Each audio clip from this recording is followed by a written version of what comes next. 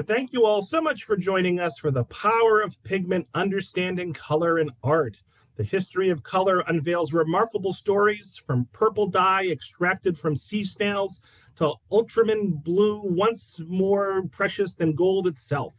Artists deploy color strategically to create pathways through their compositions, creating movement that guides your experience. These calculated decisions transform flat surfaces into dynamic spaces, influencing how you perceive depth, feeling, and significance. So, what hidden messages might you discover when you begin to see paintings not just as images, but as carefully orchestrated color symphonies designed to evoke emotion and direct attention? And this is all led this morning by art historian Jane Oneail, founder of Culturally Curious. Jane holds a master's in art history from Boston University and a master's in education from Harvard University Graduate School of Education. She was born and raised in New Hampshire and has worked at some of the state's most esteemed cultural institutions, including the League of New Hampshire Craftsmen, where she served as executive director, as well as the Currier Museum of Art, where she held the role of senior educator. Jane founded the Currier's Old-Timers Cafe and led the tour program for the museum and the Frank Lloyd Wright designated Zimmerman House. She has taught art history at the college level for more than a decade, most recently at Southern New Hampshire University. That was a slightly different biography than I normally read for you, and it threw me off a little bit, Jane. Let's see, nearly 200 of us who are watching live and the many more that will watch the recording. Let's give a big virtual round of applause to Jane for joining us this morning. And Jane, you can take it away. Thanks so much.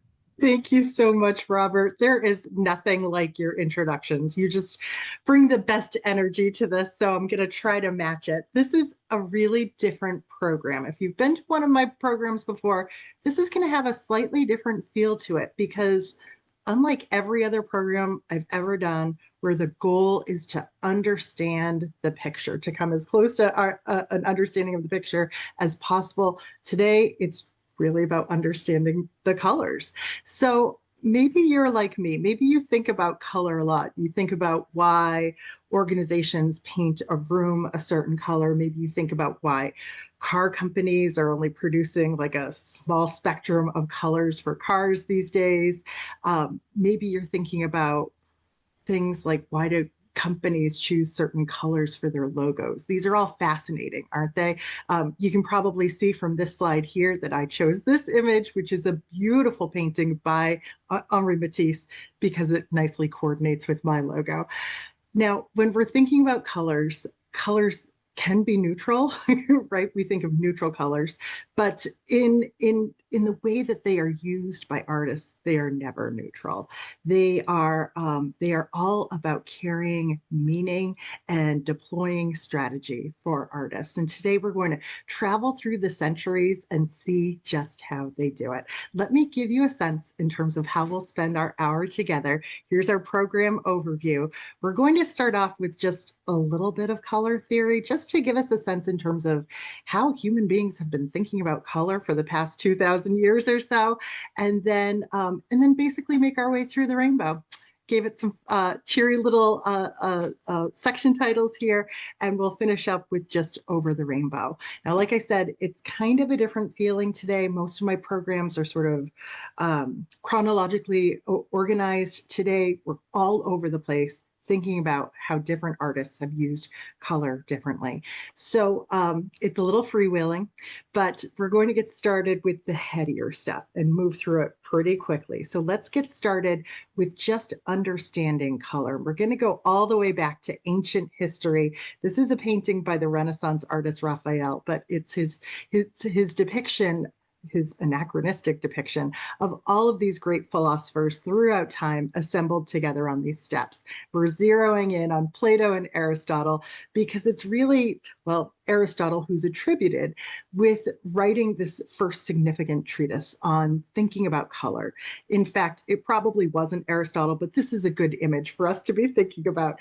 So back around the 4th century BCE, he writes on color, and he starts to devise really a means of understanding how we see color and what it actually is. So his thinking is that all color originates from black and white, and it's related to the four elements of earth, wind, fire, and water. And we can see in Raphael's depiction of Aristotle way over here on the far right that he is motioning downwards. Everything, all of his ideas were really grounded in what he could see and observe in reality.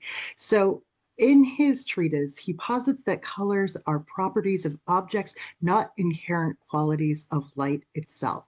And this treatise was essentially widely held for about 2,000 years as the definitive theory on colors.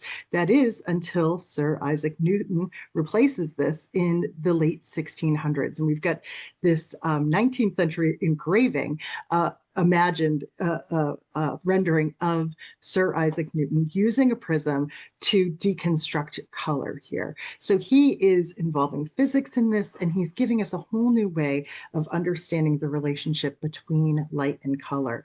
Isaac Newton also gives us the first color wheel. He didn't design this one. This was part of a publication from just a few years later. But he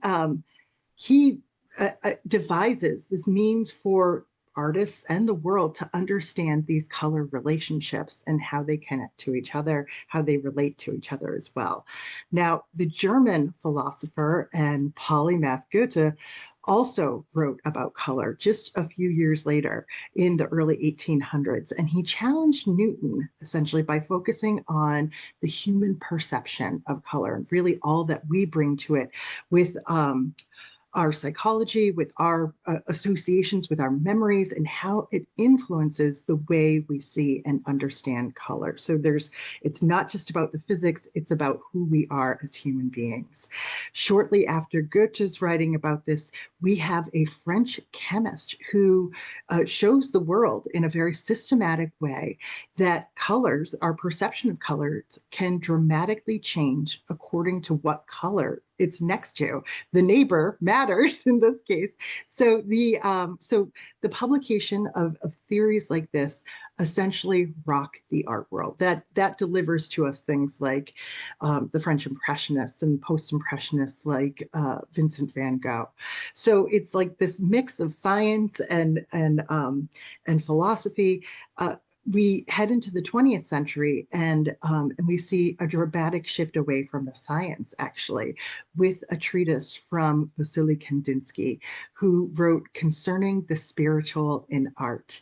And he argued that colors have inherent emotional and spiritual properties. This is probably one of his most famous images from 1913. It's a color study on these squares with concentric circles in it.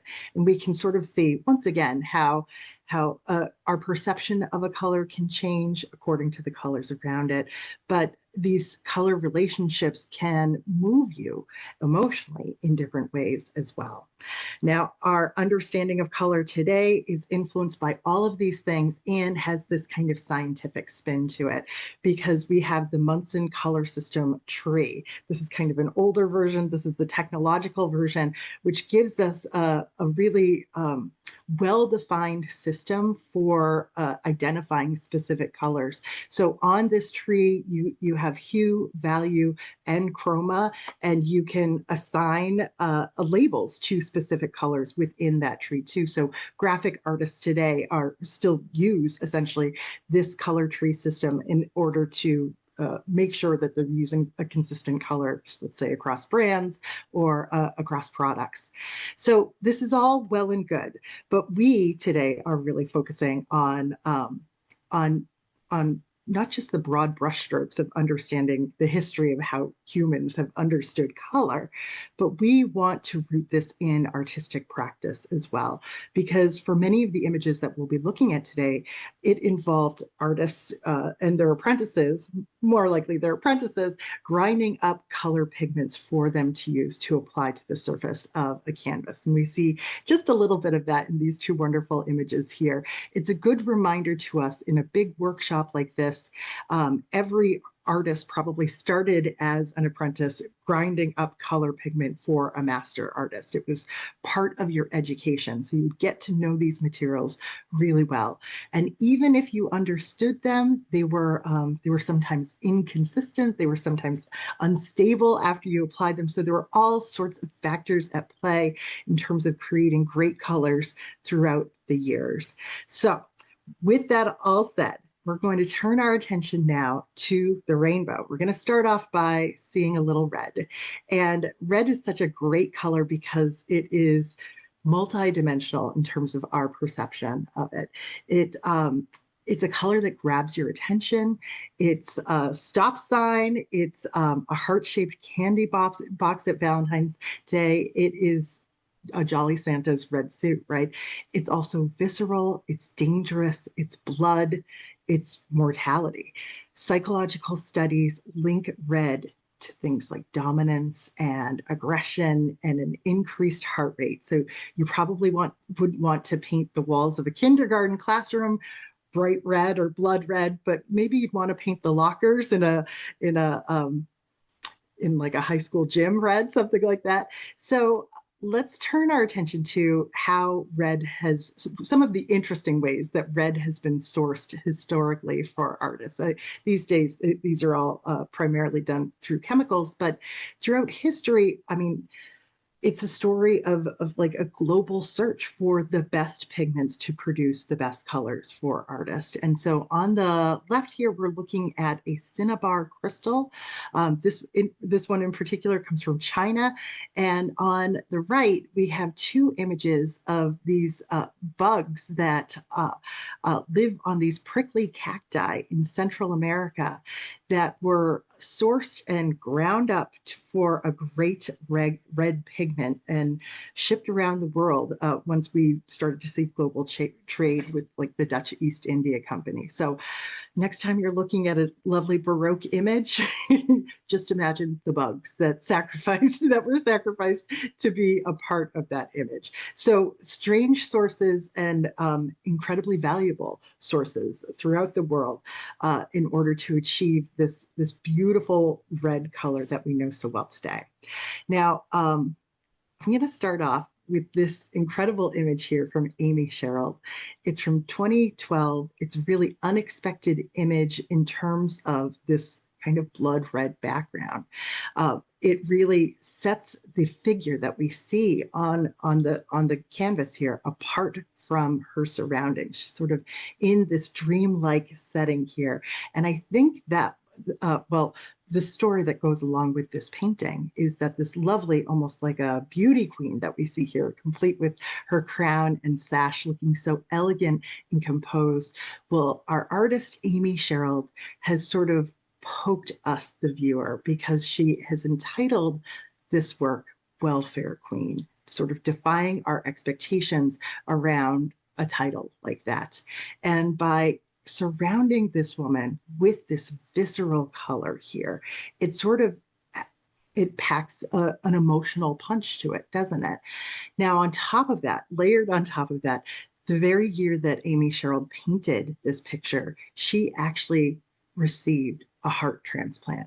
So this was a woman who was already sort of steeped in her own mortality and thinking about the way her body works and the fragility of her body. And so it's all kind of poured into this picture, and I would say with this incredible, impactful red. Now, throughout the history of art, red is used to signify blood or to signify violence. We have on the left here a Van der Weyden crucifixion diptych. So we have a two-paneled altarpiece, and it's a relatively bloodless crucifixion. We just see like a few drops of blood trickling from the hands, from the wounds of Jesus on the cross here. But he is set in front of this red cloth, this red drapery, which underscores what we know to be the brutality of his torture and his crucifixion along with that, without having to literally show the gore there. Now, Norman Rockwell, I love him as a colorist, and I think his image The Problem We All Live With from 1964 is just so incredible in the way that he deploys that red color, because he has that tomato smacked up against the wall just beyond or just behind the image of this little girl who's integrating a Southern school. It drips down the wall and it recalls our associations with red dripping blood. It reminds us of the danger that this little girl was in such a smart and impactful way. Now, there were a number of artists in the 20th century who were really interested in the power and the emotional associations that we have with color.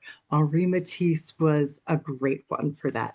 This is his picture called The Red Studio. It's from 1911. It's almost overwhelming. Maybe it is overwhelming in terms of how much red he has used to convey this space. And I want you to just sort of check in with yourself as you're looking at it. I mean, is that a welcoming red? Is that a threatening red?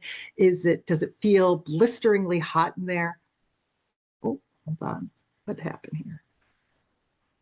Sorry about that. Looks like there we go. So we have to sort of calibrate how the emotional response that we have when we're looking at something like this. For Matisse, it was really about conveying the incredible pulsing creative energy of that studio with this very vibrant red here. He was known to do several interiors that are filled with this red color, and they really do pack an emotional wallop. Now, Norman Rockwell deploys red in a slightly different way in another favorite image of mine. This one is called The Holdout from 1959. And we're in a jury room here where there are very intense deliberations happening. And I think that is amplified and ratcheted up by the red colors on the walls here. If they were in a white room, perhaps this wouldn't feel quite so charged, but we can see this young woman is our jury holdout here. There's a man directly behind her who's dressed all in red tones, and Rockwell further moves our eye through the composition with her red shoes, his red socks. We see these great little highlights, but those red walls in this circumstance, I think, increase the tension in this particular room. We're going to stay with Rockwell for just a moment here because he was a great one for using red to move your eye around a composition. So he could use it sparingly, but very effectively. This is his beloved triple self-portrait from right around 1960, where we can see him from behind looking into a mirror. There's sort of like a goofy reflection in that mirror where we can't actually see his eyes because they're hidden behind his glasses, and his pipe sort of drooping out of his mouth. And then, of course, he seems to be painting a much more jocular and confident version of himself without glasses on the large canvas in front of him. But we notice that there are just these little spots of red that take our eye around. And I think my eye sort of goes to where almost all the red is, which is on the legs of this chair. It sort of moves us over to Norman Rockwell himself, the cushion underneath his rear end, and then sort of up to the top of the top right corner of the canvas that he's working on. His maul stick sort of guides us that way, where we get a few more beats of red from the images by Rembrandt and Picasso there. So it's a nice way to literally guide us through a picture. And artists do this, artists throughout the centuries have done this in different ways. We have a Vermeer over here from the 1600s, the lace maker on the left, and then on the right, we have this modern image by Mondrian called New York City from 1942. And with these two images, I'm reminded of how red just commands our visual attention, and red kind of advances forward in a picture more aggressively than any other color. It is a single element that can dominate a picture. And I would say, as lovely as this woman is in her yellow dress here, it's like this little swatch of red thread that seems to be pushing out towards us that my eye just goes to every time I see this image. And even though all of these bars of color are intersecting and overlapping, his sparing use of red in the image over here on the right, it just pops out. It emerges more confidently than the yellows and the blues here. Now, artists have written and spoken quite a bit about the power of red in their images. These are two beautiful paintings by the Impressionist artist Auguste Renoir. On the left, we have Dance at Bougival, and on the right, Two Sisters on a Terrace. I just wanted to share with you this wonderful quote from Renoir. He said, "I want a red to be sonorous, to sound like a bell. If it doesn't turn out that way, I add more reds and other colors until I get it." And I love these red hats in both of these pictures that just draw your attention, and they almost function like that bell that he sort of philosophized about. Now, reds can move your eye around a composition, but they can just anchor a composition in such a powerful way.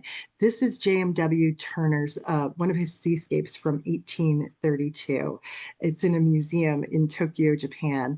There's a famous story around this particular seascape because he was hanging it at the Royal Academy of Art's summer exhibition. He brought it in early, and the artists were allowed several days to varnish their works or sort of fix up their paintings if they were damaged at all in transportation. And everybody was sort of waiting with bated breath to see what J.M.W. Turner would do with this composition. He was already this highly esteemed artist, and he came in one day and he basically just slapped on a little bit of red paint for a buoy here and walked out of the room. And another artist that was also there varnishing his rather fussy painting said it was like Turner had fired a shot. It was just such a smart way to finish off this composition. And apparently a little later on, Turner walked back in and he shaped it a little bit more carefully into a buoy. But just adding a little bit of red there, organized and kind of brought this picture together. It sort of serves like a home base on a baseball diamond all of a sudden. Now, in terms of portraiture, reds can function in very different ways. We've got our Marie Antoinette over here by Elizabeth Vigée-Lebrun on the left, and then over on the right, we have John Singer Sargent's portrait of Winifred, Duchess of Portland. And I would argue that with the red with Marie Antoinette over here, it was a conscious choice on the part of the artist to portray a sense of maternal warmth. Of course, the Queen's public image was very much suffering at this time, and to show her as a warm and doting mother, especially a mother that had even lost a child, that's the significance of the empty crib here, of course, was a way to win some affection in the hearts and minds of the French public. Over here on the right, with John Singer Sargent's portrait, we have this big red cloak that's sort of slipping off of the shoulders of this very tall, statuesque stunner here. And even though the dress and this high collar are already very sensual, it's a way to add a little bit of passion and suggestion to what is otherwise just a white and ivory colored painting. It certainly draws your attention and adds that pulsating heart there, increases the heart rate, right? So reds have also been used strategically for political works of art for centuries. And we're looking at Emanuel Lewitz's famous depiction of Washington crossing the Delaware from 1851. Think for a moment how different this painting would feel if there were not any reds in it. I mean, it seems necessary to have George Washington wearing a little bit of red, and then all of a sudden you appreciate how he has kind of punctuated almost every other figure in the boat with just a little bit of that warm color too, set against this very icy cold crossing of the river here. So the reds serve this, underscore this political message here of political strength, political power, military power as well. We see that in the famous painting of Napoleon crossing the Alps alongside Kehinde Wiley's updated version from just a few years ago. But again, would Napoleon seem anywhere near as powerful, even in the same pose, in the same setting, without that massive red cape swirling around his body? And even though Kehinde Wiley doesn't make the cape red here, he keeps the red in terms of the background. And art historians always talk about how Wiley's backgrounds essentially function as like a new field of power. And so keeping the red in this case certainly helps to translate all of the authority that was imbued in Napoleon from the original painter, Jacques-Louis David, back in the early 1800s. So we wrap up our look at reds, and I think reds are I have the most slides for red here. Just considering for a moment too, the complementary color for red is green.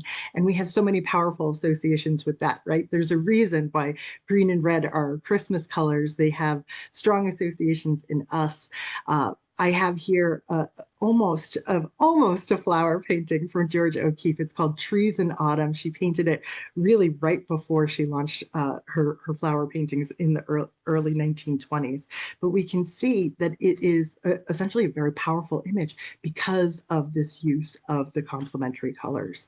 Now, one last note about the red and the use of complementary colors too. Sometimes it can go awry, and purposefully, because as we look at Vincent van Gogh's depiction of the Night Cafe from 1888, he was very consciously bringing together two colors that he thought had this dissonance and would almost alienate people when they looked at it. He's painting this haunt where people hang out after midnight, and he wrote to his brother about how he tried to express the terrible passions of humanity through his use of green and red here. He described this little cafe as a place where one could go and ruin themselves, go mad, or commit a crime, all through what he called the violent exaggeration of the colors here. So, so sometimes our regular associations, red and green, Christmas, can have a totally different effect if you just change the tone here a little bit too. So let's turn our attention now to the next color in the rainbow, orange you glad.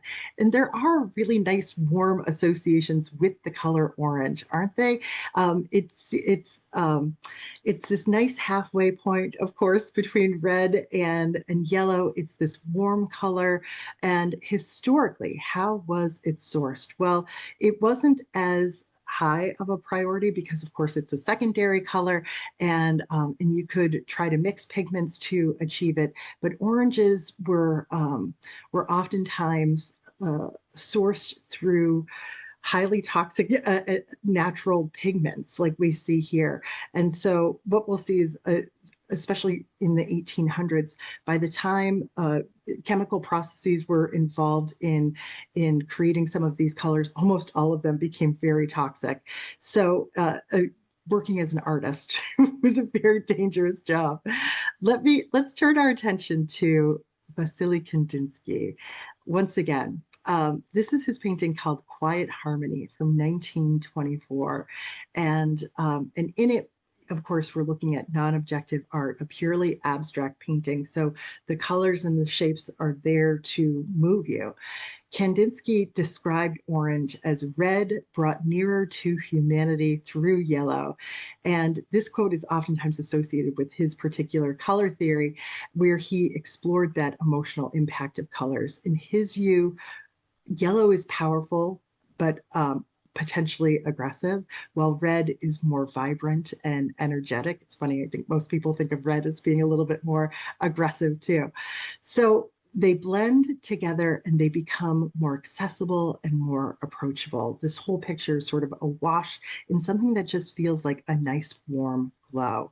Now, accessible and approachable, I think we get that to a certain degree through the oranges in both of these images. We have a lovely young woman and sort of a tired looking older woman, both portrayed alongside these vibrantly colored orange pieces of fruit. And in some ways it's supposed to be alluring.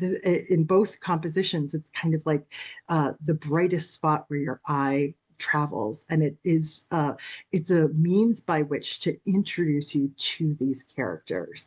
It's the warmth of this color that helps these artists achieve it. So, of course, our probably our most famous redhead, orange-haired artist would be Vincent van Gogh. We've mentioned him already, but you can see how he subtly uses yellow and orange in particular when we're looking at one of the portrayals of his bedroom here. So it creates a psychological warmth, I would say. We do know that Vincent van Gogh was so proud of this little space. It was like a room of one's own kind of thing, where he had set it up, and he had decorated it, and he painted it 3 different times. And this overwhelming color of this yellow, I think, really serves to underscore where he was emotionally and how he was feeling about this space that he had organized for himself. Now, we also have this sense of warmth and sort of fun and frivolity as we look at this wonderful image of a spring sale at Bendel's from the artist Florine Stettheimer here. This is from 1921, and we can see how she uses this orange to navigate our eye through the entire picture, and we get this wonderful sense of energy with this combination of the pinks and the reds and the oranges. It invites us to dive right into the shopping excursion with all of the figures that we see here. Now, in addition to this warmth, sometimes orange is used to just simply grab your attention, or it can be like a warning, like a construction sign or a traffic cone. And I think we get a similar feeling when we look at this mural from the artist Keith Haring back in the 1980s, in the midst of the crack epidemic.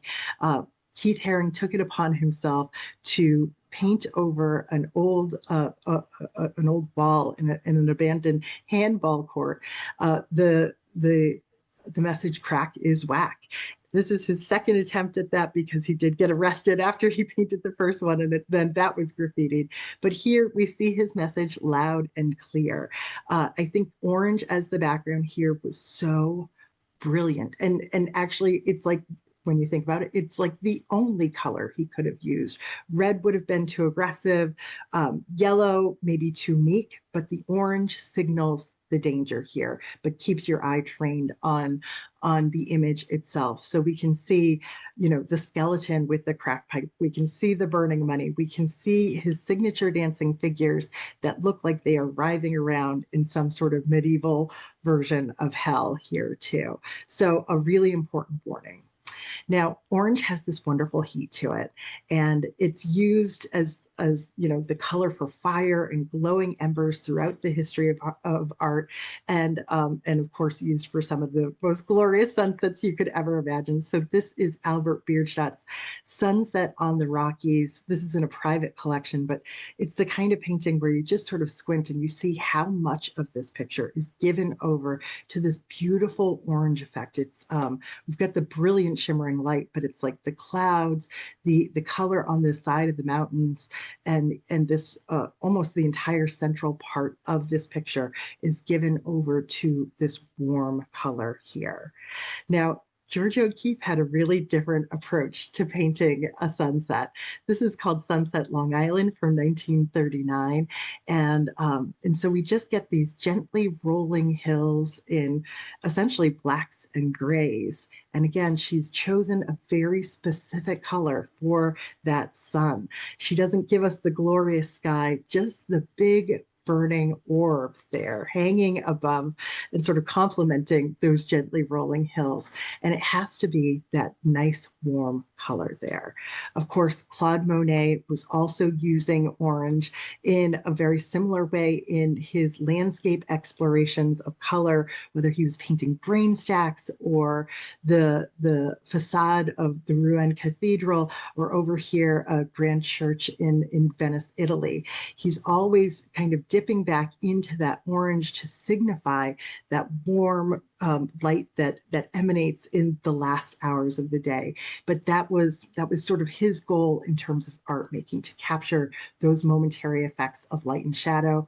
As the day ends, he reached for that orange color. Orange has this wonderful kind of ethereal quality to it. This is a George Tooker painting called Gypsy from 1951. It's sort of like its own little sunset here, but it's a business stall where you go in and get your fortune read.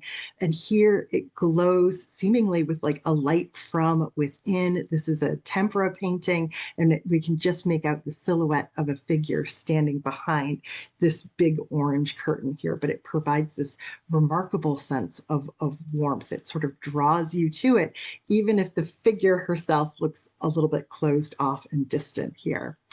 Now, I look at Mark Rothko's use of orange in these two slides here, and you almost get the physical sensation of warmth and envelopment. We think of orange and we think of vitality and, well, when I look at these, I'm like reminded of like a toaster almost. It just feels so blazingly hot as I look at them. So Mark Rothko was, he was a master when it came to his deployment of color. And so his very subtle gradations of color, his complementing frames here give us such a rich sense, and like I said, an all-enveloping sense of the oranges in these two compositions. Now, I can't talk about orange without sharing this knockout of a painting. This is called Flaming June by the artist Frederick Lord Lytton. It's painted in the late the late 1800s. And this is sort of orange as fire and heat personified. We have this woman whose dress sort of speaks to this summer month. And in all of these ripples and in all of these folds, we get that wonderful sense of the warmth of the month of June. This is like a call out to this time of year, really. So, it's probably not surprising that the art collector Samuel Courtauld of the Courtauld Institute in London actually called this the most wonderful painting in existence. It's something about that color combination and all of these fantastic little wrinkles and folds that are included here that give us such a warm feeling. So we wrap up our look at orange with just the reminder of its complementary color as well. When we're thinking of oranges, the complement is, of course, blue. We've got another George Tooker painting where the oranges on the windowsill here take us back to this fantastic blue pattern and into this windowsill where we have this kind of skeptical figure looking out at us. So those colors together just resonate and sort of pull us into a composition. Now, I'm already kind of, okay, just checking on myself for our timetable here. Our sections get a little bit shorter now. Now, turning our attention to yellow. Yellow has fascinated artists for centuries. It is a key pigment in Western art. It's sourced in a variety of ways over the years, but actually during the 19th century in Bengal, of all places, they would actually force feed mango leaves to these like malnourished cows and then collect their urine and use that urine to produce some of the best yellow pigment that you could imagine. Over the years, too, there have been various versions of kind of toxic paint produced as well. So when we think of yellow, we tend to think of joy. If we, think of the movie Inside Out, and you have, the figure of joy with that yellow scan. This is a lovely painting from James Joseph Tissot, and it's simply called The Hammock from 1881. And it's just punctuated with all of these bright patches of yellow here, giving us this sense of a warm and comfortable day. Yellow is so closely associated with Vincent van Gogh and his sunflowers, and so we understand through his writings, through his paintings, that yellow was emotionally and sort of spiritually charged for him, and it certainly brought him joy. He said, "The sunflower is mine," and for him, it really represented gratitude. So these are, in some cases, I mean, he painted sunflowers on 12 different occasions, but we can see it's almost an all-over yellow painting. It was a pigment that was fairly new at the time, and so here he is experimenting with it and really finding long-lasting success with it as well. Yellow can be a tricky color too, because it can also sort of speak to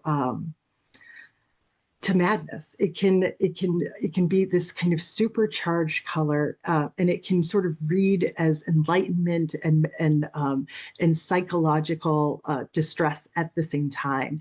And I think you get a little bit of that in Paul Gauguin's self-portrait here from 1888. He sets this kind of sneer-like self-portrait here against this vivid yellow wallpaper in the background. And he sent the painting in advance of meeting Vincent van Gogh. He sent it to his fellow artist as sort of a way of introducing himself. And apparently this caused great anxiety in Vincent van Gogh, because he didn't quite know what to make of this sort of unrelenting oppression between the face and this bright yellow color here. Now, in our lives, we can think of yellow as being a caution, of being a warning. It's on taxi cabs, it's school buses, and sometimes it's just to alert us to things. And we can see Rembrandt using that in a similar way in this absolutely gorgeous painting from 1638. This is called Belshazzar's Feast.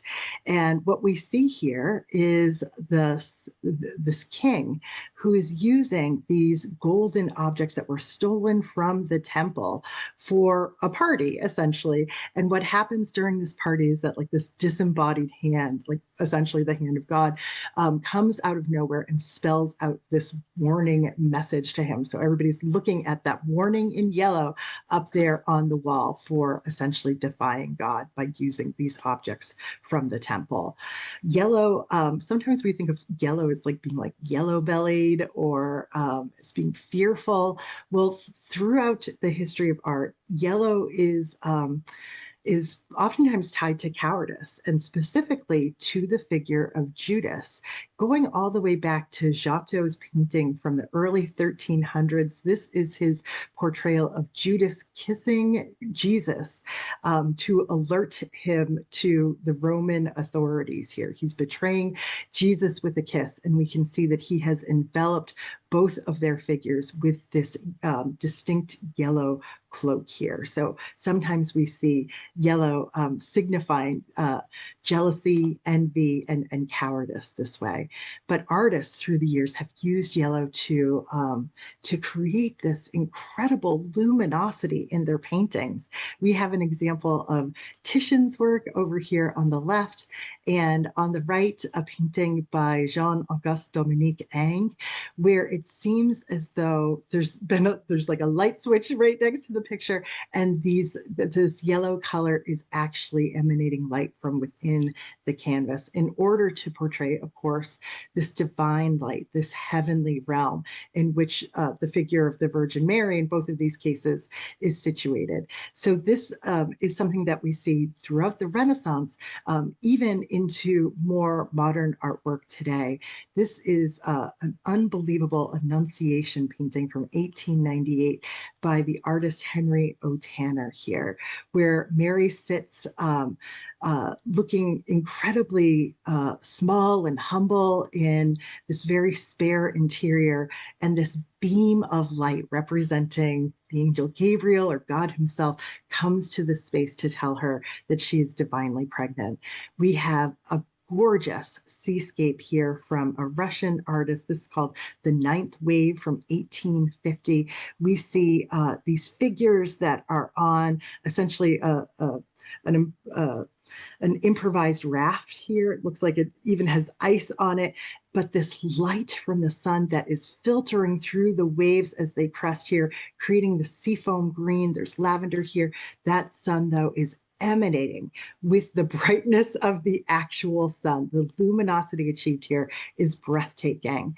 And a famous colorist from America in the 20th century, of course, is Maxfield Parrish, who was able to achieve his luminous colors with a complex system of like glazing and varnishing. And we get that effect here, not for any sort of religious or heroic purposes. Well, I guess heroic to a certain degree, because what we're looking at is a depiction of dawn, milking time. So here we have a farmer who's heading out in the earliest hours of the day to go get his work done. Artists like Vermeer are celebrated for incredible luminosity in his paintings, this sense of real light filtering in through that same window that he paints on the left-hand side in so many of his compositions.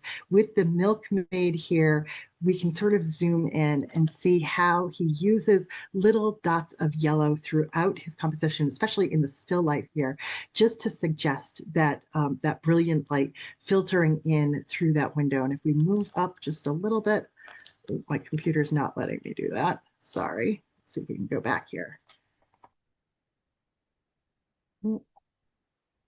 Stay with me, folks. I think my computer is just being a little slow here. Okay, here we go. And even up here where we see these different textures as well. The metal canister here with the handle and the basket all suggested the materiality of them through these little dapples of yellow paint. So sometimes yellow just provides a little break in a composition. I've always loved this image, the young decadent, a woman who's just come home from a ball, and you have this beautiful green setting here, but it has this wonderful yellow punctuation with this little, it's probably like her dance card in her hand as she's collapsed on the sofa here. It's just a nice way to kind of move your eye around the composition. It might even bring you down to a little bit of yellow in the rug and then back over here to her hand. The artist Manet also uses yellow in a similar way. We can see he's drawing your eye directly to it here in this rarely seen work, really. It's a depiction of his future wife and her son. We can see this trompe l'oeil effect with the peel of that lemon coming over the edge of the table. And then again, your eye sort of dances around the composition, finding these little breaks of that light color throughout.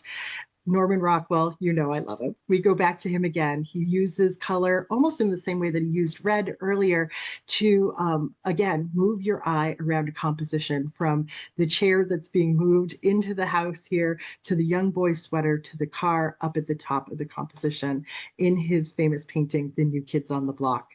Now, I'm sure you didn't think we'd see Starry Night this early in the rainbow, but it's used, of course, yellow is used as a complementary color to blue and violet. And without these shimmering, vibrating stars and moon in Vincent van Gogh's famous painting from 1889, you wouldn't have this continued fascination with this night sky. So it's all about the interplay of these colors here. Now, moving quickly along, we're going to turn green with envy. Talk a little bit about where green has come from historically. It wasn't quite as hard to source as some of these other colors. We have verdigris on the left over here. We can see somebody actually making some. It was created historically by exposing copper to vinegar vapors. And then we have malachite over here on the right, which is a natural mineral pigment. But really one of the most expensive options in terms of what was available to artists.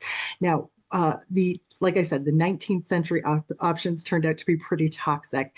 One of the biggest challenges for artists was that they could create a beautiful green for their pigments, but then oftentimes those greens were unstable and would darken into browns. Perhaps that's why these early Northern European, these early Northern Renaissance paintings really just are such knockouts because we're unaccustomed to seeing such vibrant greens from such early paintings. We have Hans Holbein's famous painting, The Ambassadors, at the center here, and it's flanked by two portraits by Jan Gossert. So in each of these pictures, we see the artist using this incredible verdant green in these images here, and that there's several reasons for it. The color would kind of make these flesh tones pop.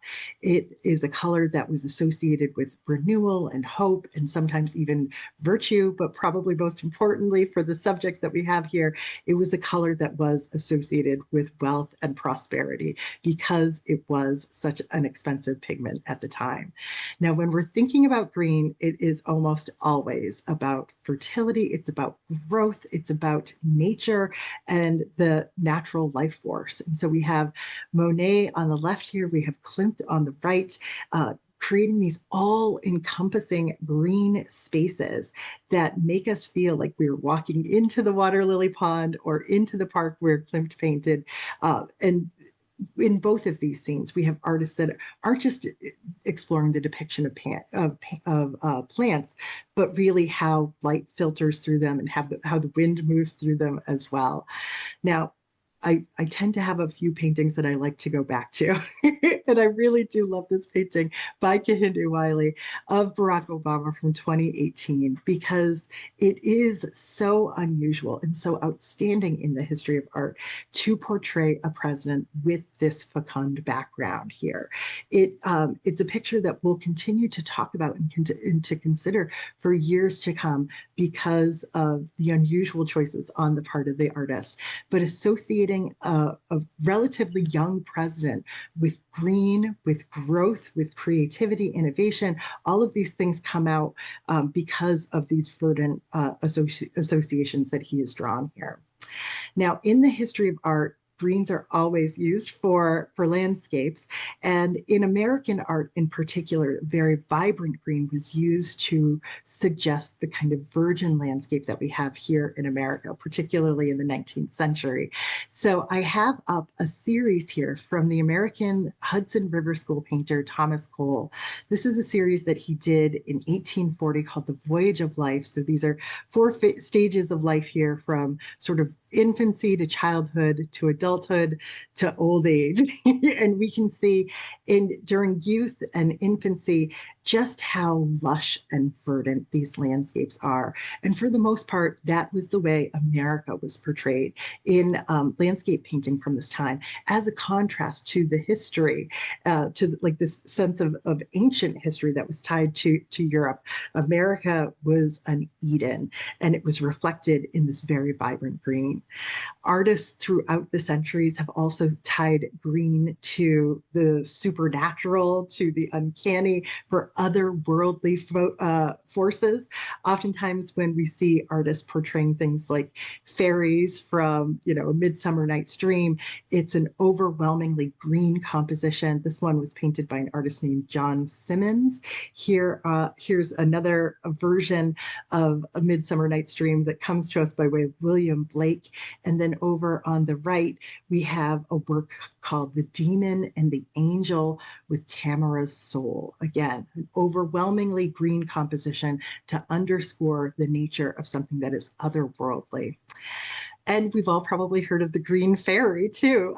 That was the liqueur, the very popular drink absinthe that many French artists imbibed at the end of the 19th century, here depicted by various artists as an actual green fairy, which was sort of an easy leap because the alcohol itself, the liqueur itself, was green tinged here. So otherworldly elements made a perfect leap in that case. Green can also be used to convey psychological states. I mean, we think of green with envy, of course, but it has been long used to convey sort of a sickness of spirit too. This is one of Picasso's very last self-portraits. It's called Picasso Staring Down Death from 1972.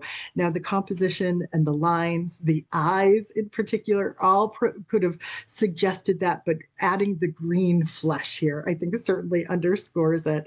And you get a little bit of that same kind of anxiety with Vincent van Gogh's self-portrait from 1888. This is the one that he sent to Paul Gauguin in advance of their meeting. And even though he was very excited about endeavoring into what he imagined to be sort of like an artist colony with his new friend, you still get a sense of the swirling anxiety that might have existed in him around this time from the very unusual green that he uses as a backdrop here. Now, of course, you have at the turn of the century artists, fauve artists who were deploying color like sticks of dynamite. That's how one critic put it. And so now we're looking at Henri Matisse's depiction of his wife, Emily, with a green nose and with these wild colors throughout her dress. And prior to this moment, if you had painted anybody with a green face, it was probably because they were very sick. Now he's building off of emotional associations with color to use color expressively. People hated these paintings when they were first exhibited, but I think they've come around to loving them. I remember reading at the time, somebody said, "What color was your dress? Was your wife's dress and hat actually?" And he said, "Black, of course." So we turn our attention now to the color blue, which is my favorite color and one of the rarest, most expensive colors in history, also associated with technical breakthroughs. Over here, we are looking at lapis lazuli, which helped to produce the color ultramarine. It was a stone that had to be imported to Europe from Afghanistan. Ounce for ounce, it was more valuable than gold. Of course, indigo could also be used for creating this deep, rich blue as well. And indigo was actually created from the leaves of this plant here, and that was a practice that originated in India as well. So we think of like the global trade involved in sourcing these pigments, going far and wide to achieve the colors that we wanted to achieve. We're going to go back to Giotto for just a second. We had already looked at that image of Judas betraying Jesus over here. This was all part of a total design and painting commission that he had for the Scrovini Chapel in Padua, Italy. Stories of the life of Christ decorating the walls here, and we can see that it is absolutely covered in this beautiful cobalt blue that was derived from lapis lazuli in this case, making this a very, very expensive commission on the part of Giotto. We can see here how that blue translates into this lamentation scene where Mary is crying over the body of the dead Christ here, her son. Her robes are oftentimes conveyed through this deep blue as well to suggest this kind of heavenly or spiritual realm. Really important painting here. We could spend the rest of the hour on it, but I wanted to continue on to just show you a few more knockout blues here. This one dates to the mid 1600s. It's another portrayal of the Virgin Mary here. In this case, it's all, well, my eye goes to this incredible, vibrant blue mantle that she's wearing around her shoulders. And it then draws your attention to the simple pose of prayer and her flawless features underneath this veil here. So a really stunning image that's just created with an economy of color here, but color that is so incredibly vibrant, meant to speak to, again, the spiritual realm.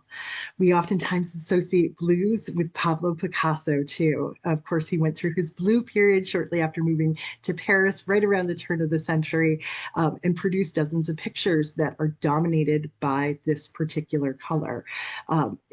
It, I think, underscores our associations with blue and melancholy, introspection, sadness. It's all there because these weren't just aesthetic experiments on the part of Pablo Picasso. He himself was actually feeling blue as he was painting in his blue period. He had just lost a friend of his, and he was sort of processing it through these pictures, also processing his own struggles with poverty and isolation at the time. So really powerful pictures. Edward Hopper is celebrated, I think, too, for some of his blue seascapes, and he had a way of channeling this color, deploying it to convey this incredible sense of peace and calm as you're looking at these gorgeous images. I think both of them were inspired by his time in Cape Cod. Now, when it comes to Hopper, we could probably debate, maybe there's always a little bit of underlying tension in his scenes, but I think our associations with the sea and with the colors of the sea tend to provide this sort of rest and sense of restoration when we look at them. And I think we have a similar effect when we look at some of Georgia O'Keeffe's blue abstractions. This one is called Above the Clouds 1 from 1963. And sure, maybe it was inspired by a plane ride, but it feels like a purely abstract work where you almost feel like these are like white lily pads that you could sort of skip across into this infinite horizon here. But again, the color choices, the richness of this blue right here in the foreground and the way it moves back is just, it provides this sense of spatial depth, but also this sense of peace and calm here. The idea of spatial depth is a big one. This is something that artists began doing centuries ago. It's the concept of atmospheric perspective. Artists began to understand that if you make the distance in your painting appear a hazy blue, that viewers will understand that that is farther away. So this is another painting by Albert Beardstadt called The Rocky Mountains Landers Peak. And we can see those Rockies just very faintly because we understand that they are much further away. We get a little bit of that atmospheric perspective too in Asher B. Duran's famous painting, Kindred Spirits. We kind of look right past Thomas Cole here and his poet friend, William Cullen Bryant, and we see these overlapping mountain features that get incrementally bluer as we go back in the distance. So we wrap up our blue with this great Manet pastel here, a depiction of his wife sitting on this very vibrant blue couch, but we're reminded again of the color theory and how blue looks so great if it's paired with the yellow, and we've got that yellow wall there. It makes for a really satisfying composition. So we're a little over time. We'll just fly right through our purple right now, but purple in terms of its history of how it was sourced is really a knockout of a story. We know that it was the mucus of sea snails, thousands of them harvested for like a single gram of this blue dye pigment that could be used. And we see the shells of those snails just over here on the left of the image. Now, this was such a laborious process, and getting this pigment was so difficult that it was almost always reserved for the richest people on the planet. It was reserved for royalty. That is in part the reason why we associate the color purple with royalty. We have here our image of Hans Holbein's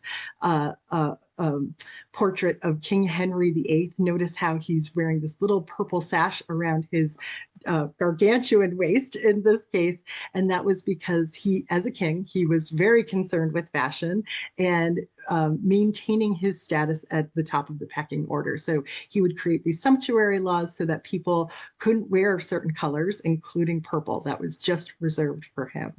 Centuries later, we have women featured in John Singer Sargent's Gilded Age portraits that are also summoning those royal associations through their color choices too.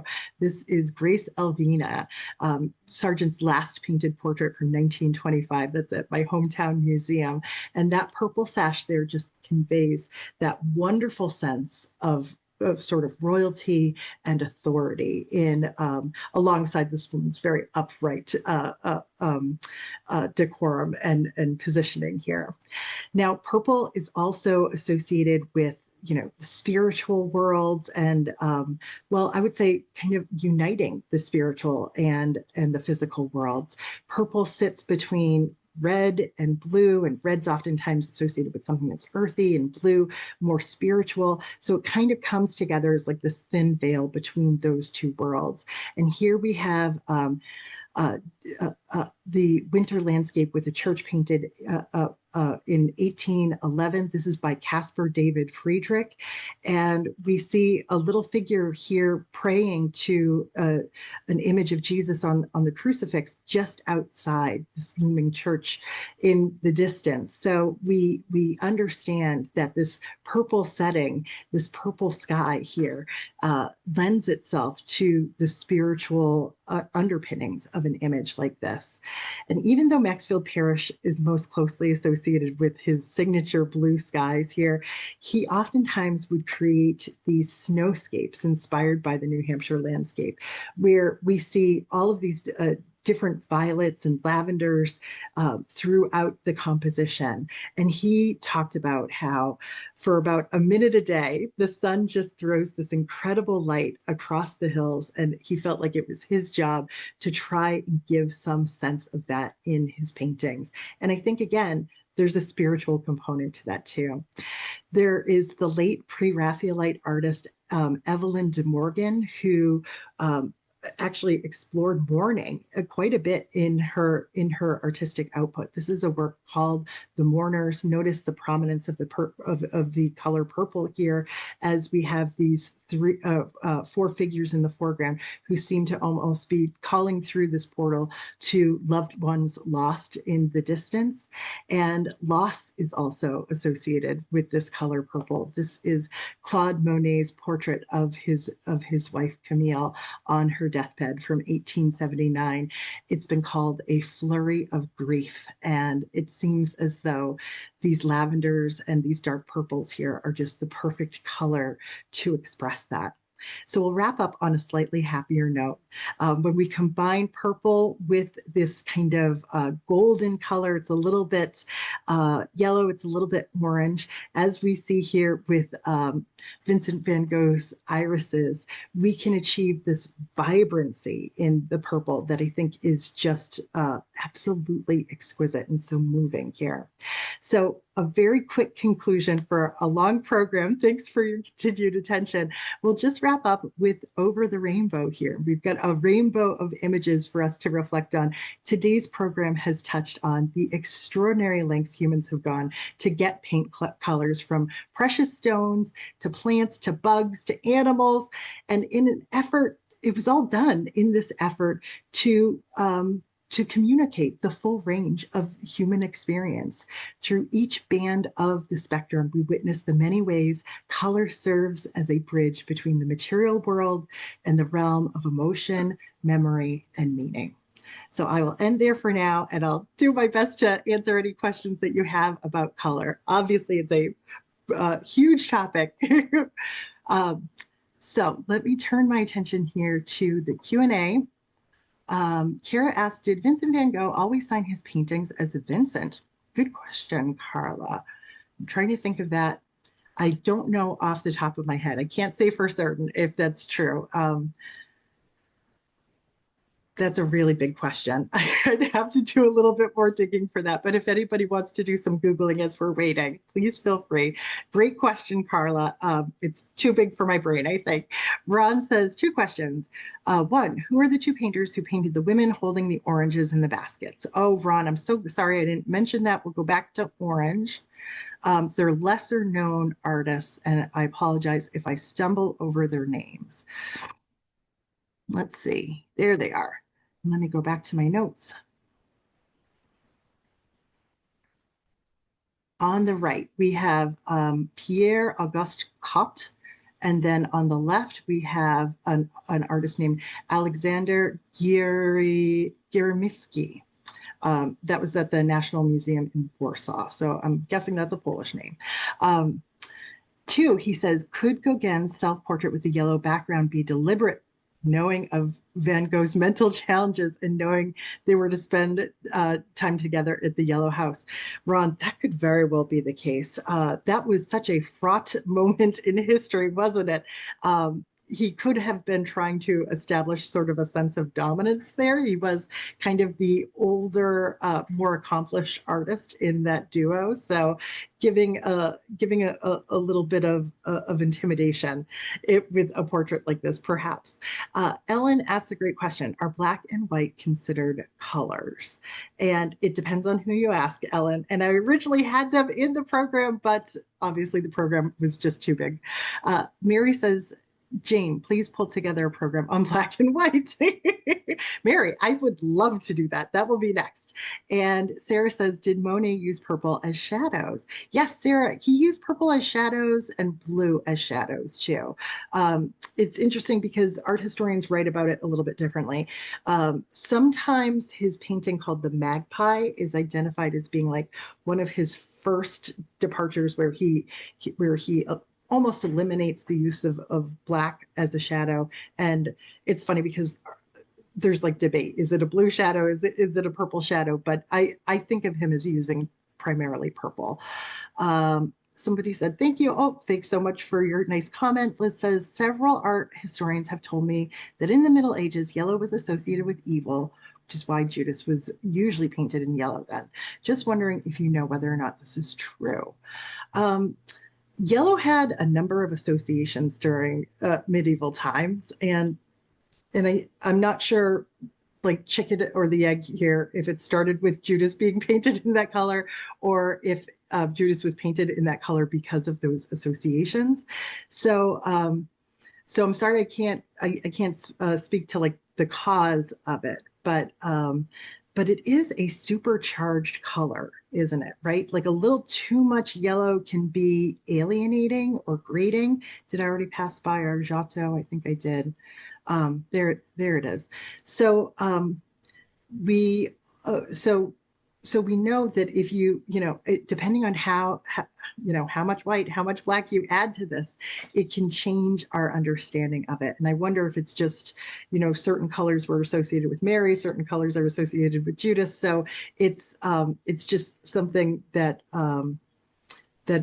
unfortunately I don't know for sure, but that's a great question. Sort of what happened first, the color association.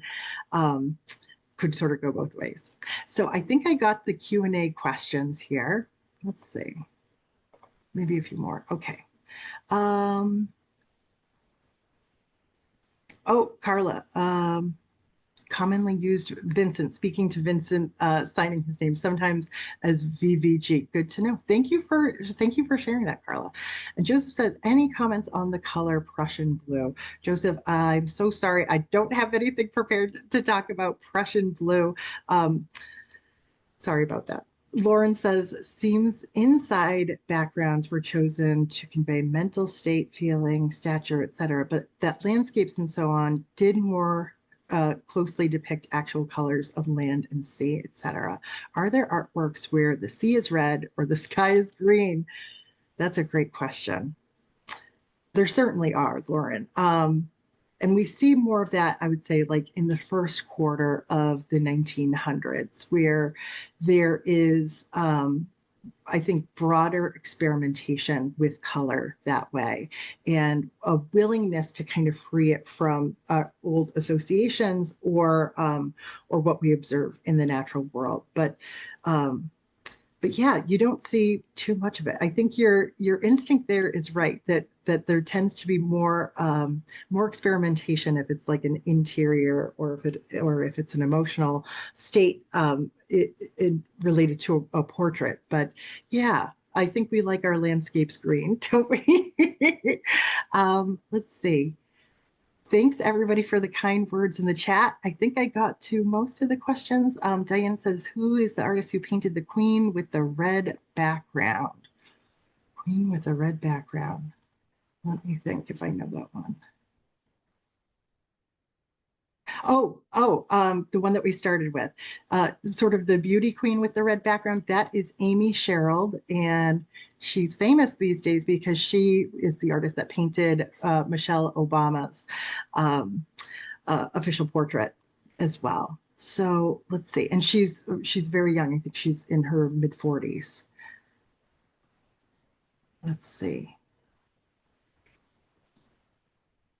All right. Thanks everybody for your very kind words. I think we got to everything, Robert. I think you did. A lot of kind comments in the chat. We appreciate that. So, folks, let's give Jane a big virtual round of applause for another great presentation. For those watching live, look for an email from me later today with a link to the recording, as well as information about some other upcoming virtual programs that might be of interest. I do believe Jane is back with us. We're partnering with the Chelmsford Library on Thursday, June 26th. So 3 weeks from today at 7 o'clock for the art and advocacy of Keith Haring. So that'll be coming up in 3 weeks at 7 o'clock on Thursday, June 26th. And we have lots of additional great art history webinars coming your way as well. And please make sure to take 60 seconds and fill out the feedback survey when you exit. Your feedback, as always, is greatly appreciated. Thank you so much, Jane, and I hope you and everyone else has a great rest of their week. Thanks again. Thanks. Take care. Bye. Bye, everyone.